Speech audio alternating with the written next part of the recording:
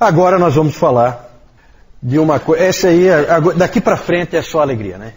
Começando com esses 3 nomes aí, guardem esses nomes, porque agora Deus começa a fazer o trabalho da reforma. Esses 3 aí são a estrela da manhã da reforma. Assim, eles são conhecidos assim, né? Por que estrela da manhã? Porque a estrela da manhã é aquela que aparece no céu, na verdade o planeta Vênus, né? Aparece no céu antes do Sol nascer, né? Então, está chegando o Sol, certo? Quando esses homens aí aparecem. Inclusive, na cidade de Worms, depois nós vamos falar bastante de Worms, na Alemanha, há uma grande estátua de Martinho Lutero, um monumento. Em volta da estátua dele, tem 4 estátuas menores. Depois eu vou mostrar para vocês. Então tem a estátua dele em cima e 4 estátuas menores. Essas 4 estátuas são de Pedro Valdo, já falamos, século XII, dos valdenses, né? Daí uma estátua de John Wycliffe, século XIV. Aí uma estátua de Jan Hus, século XIV, XV. E uma estátua de Girolamo Savonarola, ou Jerônimo Savonarola, século XV. De Valdo nós já falamos, vamos falar agora dos outros 3. Esse é o último assunto nosso hoje. Vamos falar primeiro do Wycliffe. Wycliffe, em inglês, nasceu, viveu e morreu no século XIV. Ele era um professor de uma universidade. Ele era professor da universidade. Bom, antes de entrar no Wycliffe, propriamente dito, vamos nos localizar quanto ao século XIV. Vamos ver o contexto em que o Wycliffe aparece. O contexto é o do cativeiro babilônico da igreja, o grande cisma do Ocidente, caos total na igreja, certo? O que mais tem no século XIV de terrível? A peste negra, que matou metade da população da Europa, certo? É o século da peste negra, é um século de desânimo, de desespero, de falta de perspectiva nas pessoas, as pessoas só vivem para enterrar os outros, né? O sistema sacramental que está vigente não conforta ninguém, certo? Não dá paz para ninguém, não dá esperança para ninguém. É um sistema de salvação por obras, as pessoas veem que elas não conseguem cumpri-las, a igreja está num estado moral péssimo, certo? Tudo errado. E nesse contexto se levanta esse professor de Oxford. Oxford nessa época era a principal universidade que havia na Europa e o John Wycliffe era simplesmente o principal professor da principal universidade. Esse cara não é fraco, tá? Ele era conhecido como a joia de Oxford, John Wycliffe. O importante para nós é que esse homem estava saindo com ideias novas e gerando turbulência dentro da igreja, gerando controvérsias. Ele dizia que toda autoridade, é o primeiro ponto aí, ele dizia que toda autoridade procede de Deus e que a autoridade do rei é meramente delegada por Deus e que se o rei não cumpre direito as funções para as quais ele foi chamado, ele não tem autoridade, ele não tem o direito de estar ali. O mesmo vale para o Papa. O Papa não é o cabeça da igreja. O cabeça da igreja é Cristo. Para nós isso é muito normal, muito fácil de dizer. Diga lá naquela época para você ver o que acontece. Que o Papa não é o cabeça da igreja. Só que nesse momento, vários homens se levantaram dizendo que o Papa não é o cabeça da igreja, porque a igreja não tem um monte de cabeças. Certo? O monstro que o grande cisma estava produzindo, nada tem a ver com a igreja de Jesus Cristo. O Papa nunca foi o cabeça da igreja. Isso o Wycliffe estava dizendo ali, e não é pouca coisa dizer isso nessa época. Ele dizia que o Papa foi chamado para ser o líder espiritual da igreja. Mas isso só se ele for um líder espiritual. Senão, ele não tem autoridade nenhuma. Se ele não for um embaixador de Cristo, ele é um anticristo. Essa expressão anticristo, usada para o Papa, muito usada depois por Lutero e Calvino, na verdade o primeiro que usou foi o John Wycliffe, né? Esse sujeito, esse Papa aí, tipo um Rodrigo Borgia, é um anticristo. Esse cara não tem nada a ver com Cristo. E o Wycliffe usou essa expressão então. ele também percebeu ao longo do tempo, conforme ele ia estudando mais e se concentrando mais e tendo essas ideias novas, para nós não são novas, mas não são por causa de homens como ele, se não seriam, ele começou a ver que a autoridade não estava nem na igreja, nem na tradição. A autoridade estava nas Escrituras. E ele percebeu que só as Escrituras são a autoridade para a vida de cada cristão. E que, se é assim, cada cristão tem que ter acesso à palavra. Porque ele precisa dela. Porque ali está a autoridade para ele viver a vida dele. Isso fez com que o Wycliffe começasse a se esforçar para traduzir a palavra e colocá-la na mão das pessoas. Ele tinha percebido que a Vulgata Latina, quem é que escreveu a Vulgata Latina? Jerônimo. A Vulgata Latina tinha aprisionado a palavra de Deus. A palavra de Deus estava presa dentro da Vulgata. E aí ele chamou a atenção para aquilo que nós chamamos também a atenção quando nós falamos do Jerônimo, que a intenção do Jerônimo nunca foi fazer isso, a intenção do Jerônimo foi colocar a palavra na mão do povo. Por isso que ele fez a tradução para o latim. Só que agora o latim não servia mais, tinha que fazer uma nova tradução. E o Wycliffe fez. Ele traduziu a Bíblia, ele traduziu a Vulgata Latina. Ele traduziu a Vulgata. As traduções do original vêm mais tarde, com os humanistas. Tá? Os humanistas vão ser importantíssimos para a igreja, porque eles vão trazer a ideia de que nós temos que voltar para as fontes. Aqui ainda não. Aqui o Wycliffe vai traduzir a Vulgata Latina para a língua do povo, para o inglês. Um outro ponto polêmico. Ele disse não ao sistema sacramental. Ele disse que é um sistema falso de salvação. Negou completamente o sistema sacramental do romanismo e também negou a doutrina da transubstanciação. Que o pão vira o corpo de Cristo e que o vinho vira o sangue de Cristo. Certo? Negou, disse que isso aí é falso, que é uma doutrina falsa. E é claro que vocês já começaram a perceber que esse homem vai arrumar confusão para o lado dele. Né? Não tenha dúvida. Na verdade, a doutrina dele nessa parte dos sacramentos era muito semelhante à de Calvino. Outro aspecto, valorização da pregação. Ele passou a valorizar muito a pregação. A pregação tinha praticamente sumido.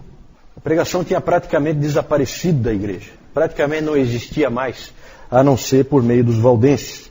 Mas os valdenses são um pequeno grupo perseguido, escondido, que não tem alcance. Né? A igreja oficial, os padres são incapazes de pregar qualquer coisa porque eles não sabem nada. Né? Ficou aquela ideia de que o importante é a missa, como é hoje ainda. Certo? Se tiver pregação da palavra, não faz a menor diferença porque isso não é importante. Para o Wycliffe, ele viu que a pregação é fundamental. Ele chegou a dizer o seguinte: a pregação do evangelho excede infinitamente a oração e a administração dos sacramentos. Claro que aí ele exagerou um pouquinho, né? Mas ele chegou a dizer isso. Houve um exagero, mas impressiona o resgate que ele está fazendo da pregação. É claro que isso aí depois vai ser fundamental para a reforma. Os puritanos vão beber aí direto, né? E a igreja hoje, ainda as igrejas que são fiéis à sua tradição, ainda mantém essa valorização da pregação. Uma das coisas marcantes é que nós estávamos de novo diante de um agostiniano que cria nas doutrinas da graça, certo? Coisa rara. Cria na eleição, cria na graça. Ele tinha sido muito influenciado por um outro homem, que é pouco conhecido, que é esse aí, o Thomas Bradwardine. Esse homem, eu vejo assim, ele só é pouco conhecido porque quando ele assumiu como arcebispo da Cantuária, ele só ficou 40 dias no cargo porque ele foi ceifado pela peste negra, certo? Ele acabou morrendo da peste negra, mas ele escreveu livros influentes de matemática e de física. Ele era um professor, influenciou muito o Wycliffe. Ele escreveu livros de matemática, livros de física, e escreveu um livro sobre a graça, cujo título era Sobre a Causa de Deus contra os Pelagianos. E é um livro em que há ali um agostiniano típico, trazendo a doutrina da graça de volta. Era a primeira vez que alguém fazia algo a respeito, desde o Gottschalk. Nós falamos do Gottschalk no domingo passado. No século IX, o Gottschalk foi espancado e depois foi jogado na prisão e tal, porque ele defendeu a doutrina da graça, a doutrina da eleição, conforme Agostinho tinha defendido. E então, desde o século IX, não tinha mais ninguém aparecido. E o Bradwardine trouxe isso de volta. Quando o Bradwardine morreu, o Wycliffe tinha 19 anos. Um livro importante do John Wycliffe é Pequena Regra da Vida, o título do livro. Lá naquele livro você pode ler coisas do tipo assim, ó, no fim do dia, pense em como você ofendeu a Deus.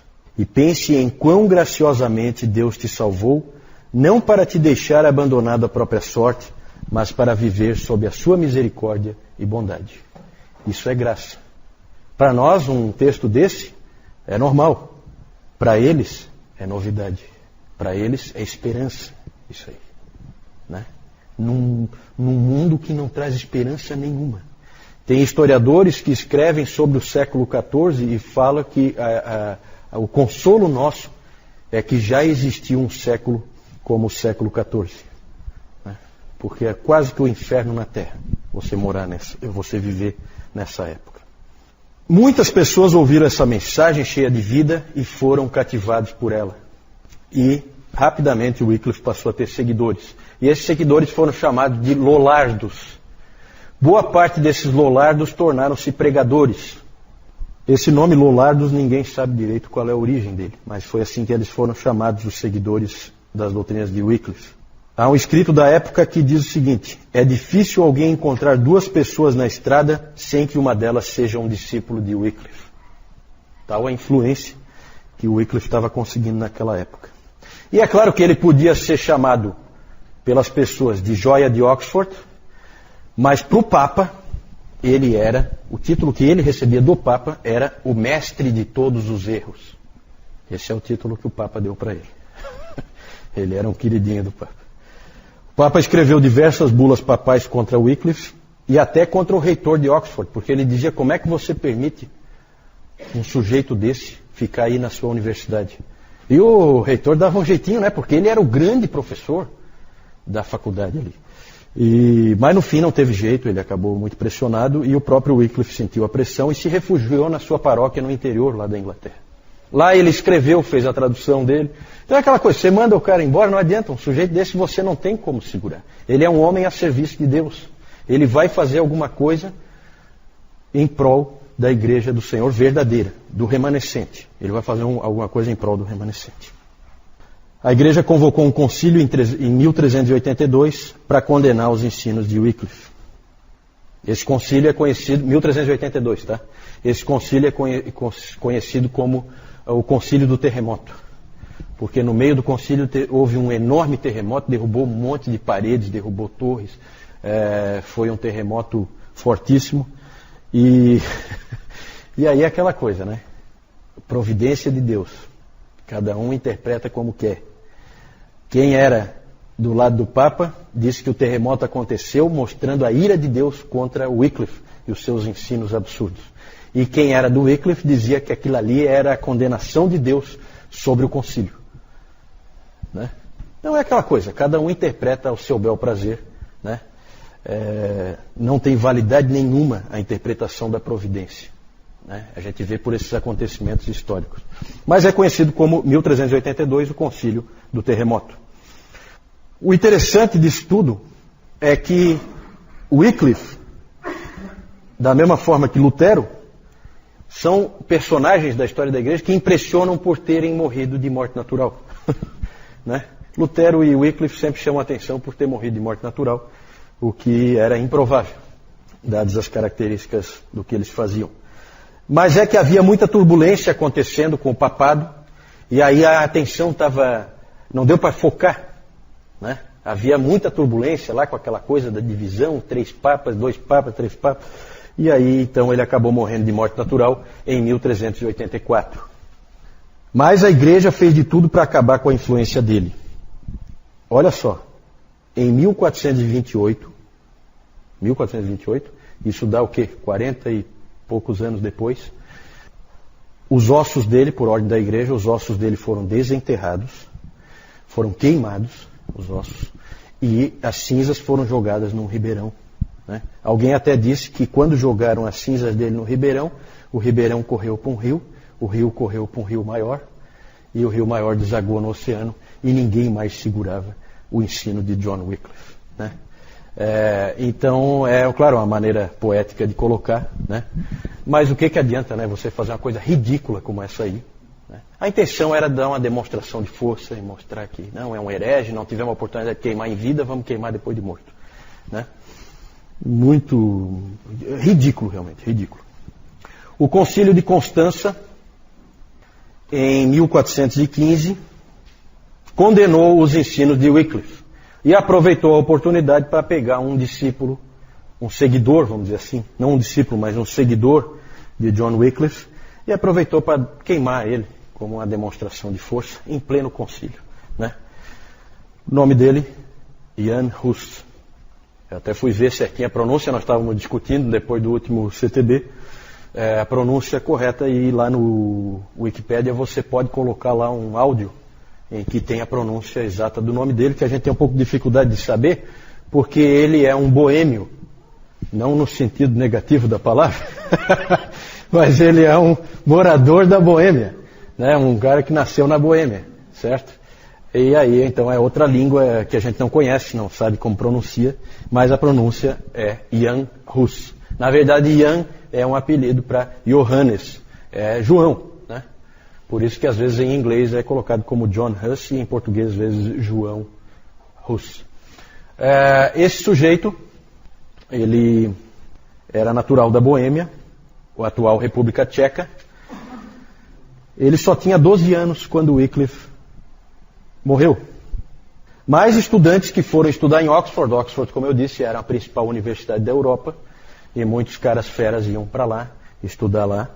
E eles trouxeram as ideias, as doutrinas e livros. Os livros sempre são perigosos, né? E trouxeram livros para a Boêmia. E o Hus começou a ler esses livros e foi grandemente influenciado pelo ensino de John Wycliffe. Hus estudou na Universidade de Praga, depois se tornou professor da Universidade de Praga, e depois ele se tornou reitor da Universidade de Praga. E também ele era pastor de uma igreja em Praga, a chamada Capela de Belém. Essa igreja tinha sido construída por dois indivíduos ricos que queriam que a palavra fosse pregada na língua do povo. Então eles financiaram a construção dessa capela para que pudesse haver pregação na língua do povo. E ali não havia ninguém melhor do que esse grande pregador que foi o Jan Hus. Ali podia se juntar de 1.000 a 2.000 pessoas para ouvir as grandes pregações do Hus. Nas grandes doutrinas, Hus seguia o entendimento do John Wycliffe. Lá em Constança, ele disse que de fato ele cria da mesma maneira que o Wycliffe, mas não porque eram doutrinas de Wycliffe, mas porque eram doutrinas de Jesus Cristo. Foi isso que ele disse, certo? Coincide com Wycliffe, porque ele crê em doutrinas de Cristo e eu também, no ensino de Jesus Cristo. Em Praga ele dizia nas pregações dele que não importava se havia 2 ou 3 papas, Cristo é o cabeça da igreja e ele cuida da sua igreja, certo? Pode ter quantos papas forem, não faz a menor diferença. Pregou a salvação pela graça, pregou a autoridade da Bíblia, só da Bíblia, única autoridade. E esse também era o tempo das indulgências. Vocês aí, quando lerem o texto que nós entregamos, vão ver a ideia das indulgências ali aparecendo, né? Em todas as igrejas de Praga, Praga vocês sabem que é uma grande cidade, ainda hoje é uma grande cidade, em todas as igrejas de Praga as indulgências eram comercializadas, menos na igreja de Jan Hus. Lá não entrava, de jeito nenhum. Ele pregava assim, deixe quem quiser proclamar o contrário. Deixem o Papa, ou um bispo, ou um padre dizer, eu perdoo teus pecados, eu te absolvo das tuas penalidades, eu te liberto do sofrimento do inferno. Tudo isso é inútil, não te traz benefício algum. Só Deus, eu repito, só Deus pode perdoar pecados por meio de Cristo. Ele perdoa aqueles que verdadeiramente se arrependem. Grande pregação, gente, vocês já perceberam, grande pregação estava ocorrendo ali, naquela igreja. E, claro, grandes problemas também adviriam dela. Pode ter certeza. Aí, vamos falar então dos problemas.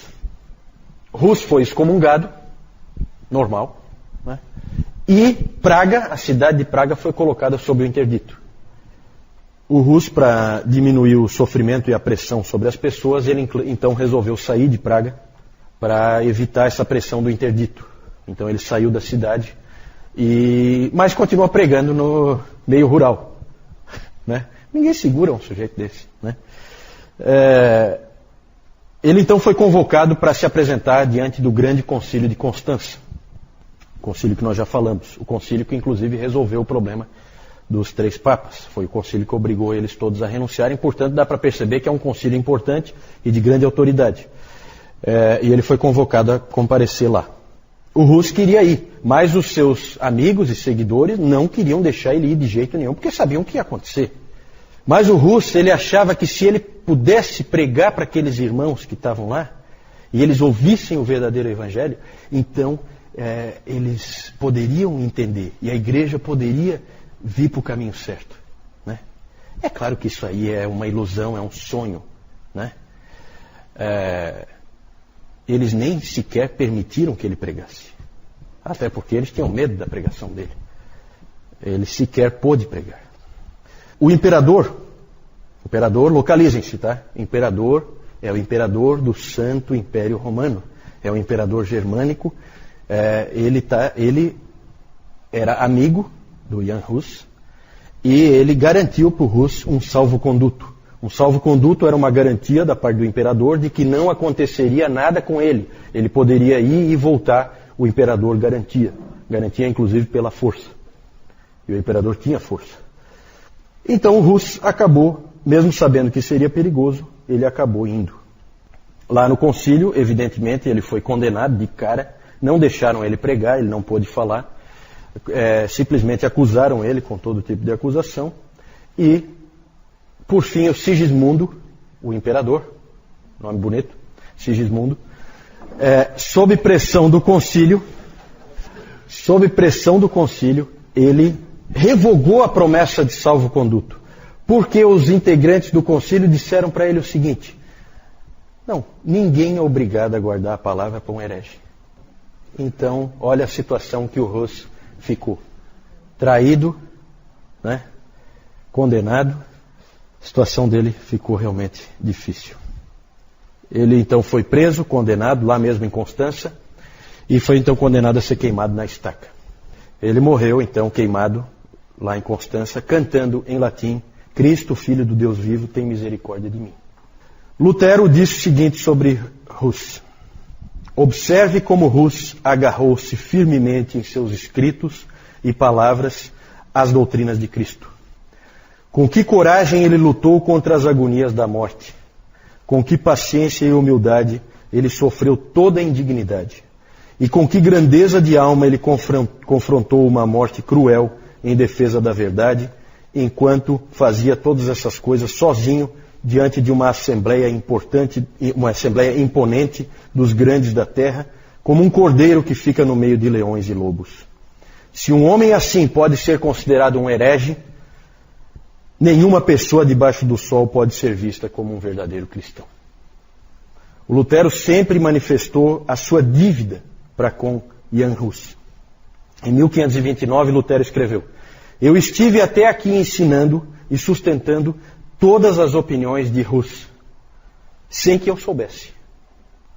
Nós somos, todos nós, hussitas sem saber. Eu não sei nem o que pensar a respeito de tão grande maravilha que Deus estava fazendo. Então, o Hus então foi morto, mas os hussitas não. Mais tarde eles constituiriam o que nós conhecemos hoje como os morávios, os irmãos morávios. Né? Grandes cristãos, os irmãos morávios. Por último, vamos falar de um indivíduo, para encerrar, esse eu vou falar um pouco menos, Savonarola. A história dele é uma história que terminou mal e também não foi muito bem no caminho, mas foi um grande pregador italiano, nasceu em Ferrara, foi um indivíduo, vejam que ele é bem posterior, tá? O Hus morre em 1415 e ele nasce em 1452, certo? Em pleno Renascimento, ele viveu. nasceu em Ferrara, teve um avô que era uma pessoa muito influente, um grande médico em Ferrara, era o avô dele, esse avô teve uma grande influência sobre o neto. O avô dele tinha um caderno onde ele escrevia pensamentos que ele tinha, esse médico, avô dele. E esse caderno ele entregou para o neto, deu de presente para o neto.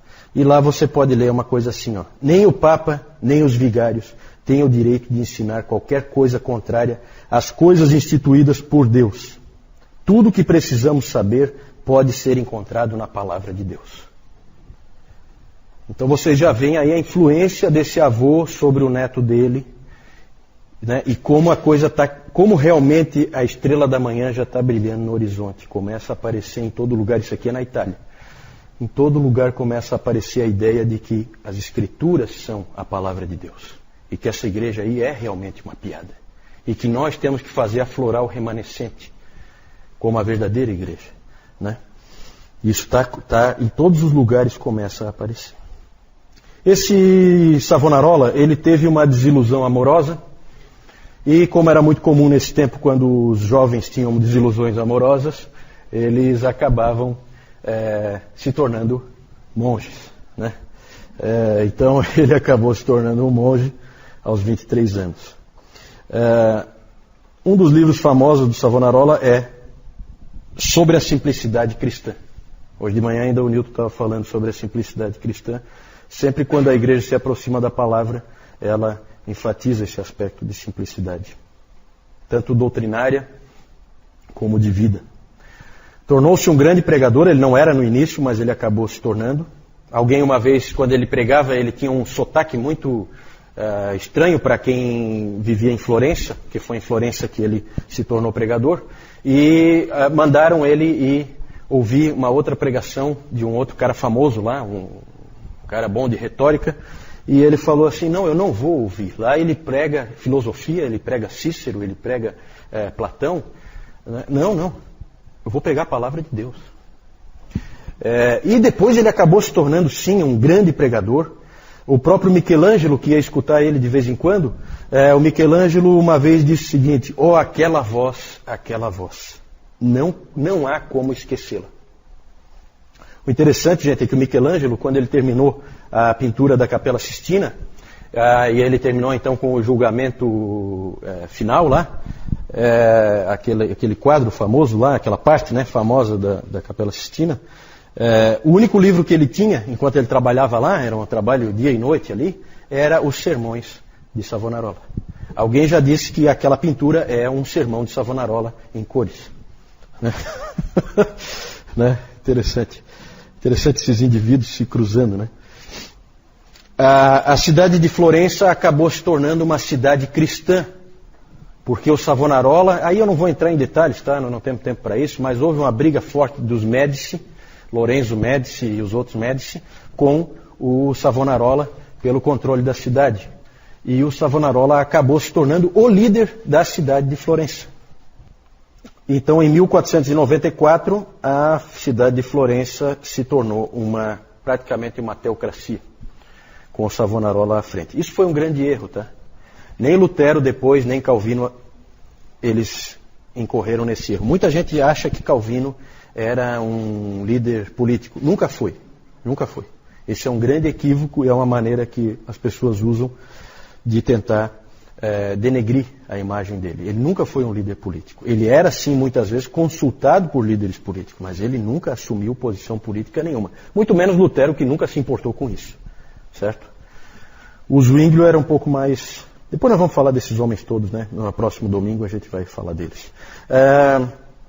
Um episódio marcante desse período, do Savonarola à frente da cidade de Florença, é o famoso episódio da Fogueira das Vaidades.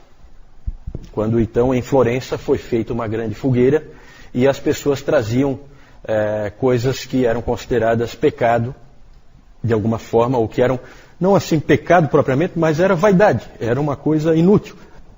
Então nisso foi queimado um monte de coisa numa grande fogueira no centro da cidade de Florença. Foram queimados baralhos, dados, né, Tito? Né? Foram queimados, né, Caio? Foram queimados essas coisas. Quem gosta de arte odeia o Savonarola, né? Porque foram queimadas obras de Botticelli ali naquela fogueira, né? O detalhe é que foram queimadas pelo Botticelli. Ele levou e jogou a obra lá, né? Então aí, pelo menos aí, né, o Botticelli sabia o que estava fazendo, né? Mas com certeza os amantes da arte não gostam do Savonarola nem um pouco. Várias coisas aconteceram, ele na verdade fez inúmeros inimigos. Esse sujeito aí tinha, acho que o mundo inteiro como inimigo dele, né? O Papa odiava ele, os aristocratas todos odiavam ele, os Médici odiavam ele.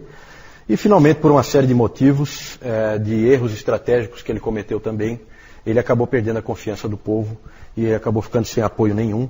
Acabou preso, enforcado e queimado com alguns outros monges dominicanos no dia 23 de maio de 1498. Certo? Maquiavel, que também era um florentino, essa cidade de Florença já deu para perceber que ali está cheio de gente importante na história da humanidade, né? O norte da Itália é extremamente influente na história da humanidade, na história da civilização, sempre foi. O sul não, porque ali o Papa dominava e tal, né? Mas aquele norte da Itália ali, próximo aos Alpes suíços, ali a Alemanha, aquilo ali sempre foi importante. E para o Renascimento, então, nem se fala, né? Ali vai aparecer Leonardo da Vinci, esses pintores todos, Michelangelo, né? E o Maquiavel, que também era um florentino, tinha 29 anos quando Savonarola foi queimado. Vocês sabem que mais tarde ele escreveu a famosa obra O Príncipe, de Maquiavel. E lá ele escreveu num trecho, ele disse assim: profetas desarmados estão fadados a fracassar, né? O que se crê é que ele lembrava do Savonarola, né?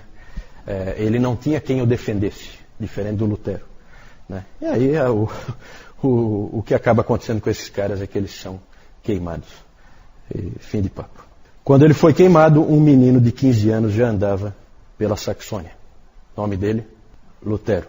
Exatamente, Martinho Lutero. Então aqui nós estamos à beira da Reforma Protestante. Sobre Savonarola, Lutero disse: enquanto o anticristo condenou Savonarola, Deus o canonizou em nossos corações.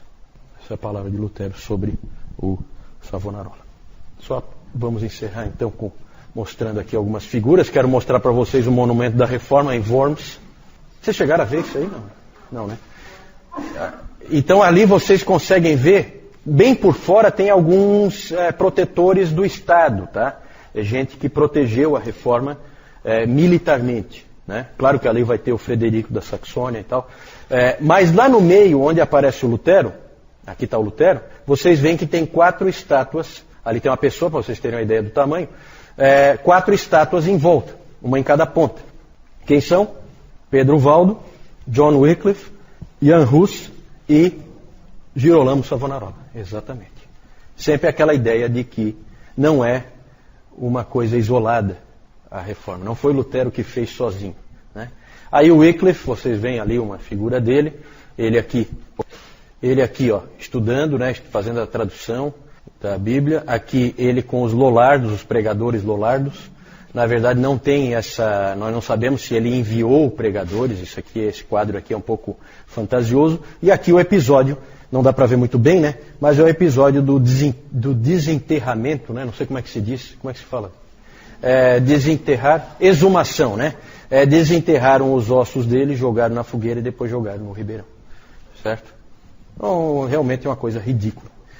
Aqui os Lollardos sendo queimados, não cheguei a falar, mas muitos Lollardos foram queimados, certo? Pela igreja. O Jan Hus, aqui toda a preparação para o Hus ser queimado em Constança, certo? Aí o Savonarola, existe uma estátua dele, né? Pregando. Ele viveu exatamente naquele período do Rodrigo Borgia. Então aquelas barbaridades que estavam acontecendo lá, ele denunciava de púlpito aqueles absurdos que o Papa Alexandre VI estava fazendo, né? Aqui o púlpito dele, as pessoas então que vinham ouvi-lo, né? Ali a Praça Central de Florença, onde ele foi morto.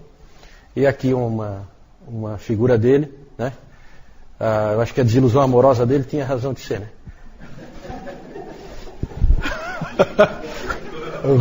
O homem era feio que só vendo, né? Mas Isso aí não quer dizer grande personalidade, né? Grande homem de Deus. Gente, vamos ficar por aqui então. Nós então hoje chegamos num ponto muito legal. Domingo que vem, não percam, domingo que vem nós vamos falar da Reforma Protestante. Nós agora chegamos aqui na borda da Reforma, né? Nós praticamente terminamos já o segundo período, nós vamos entrar, o terceiro período, nós vamos entrar no quarto período, certo? Nós vamos entrar no quarto período, nós vamos ver a Reforma, e com certeza, com o que vocês já viram, dá para perceber que dá para dar graças a Deus, porque pelo que esses hereges com os quais nós nos identificamos, e portanto nós somos hereges também, do ponto de vista do catolicismo romano, né? Dá para ver o quanto a gente se identifica com eles e o quanto eles foram importantes para nos entregar o pensamento certo.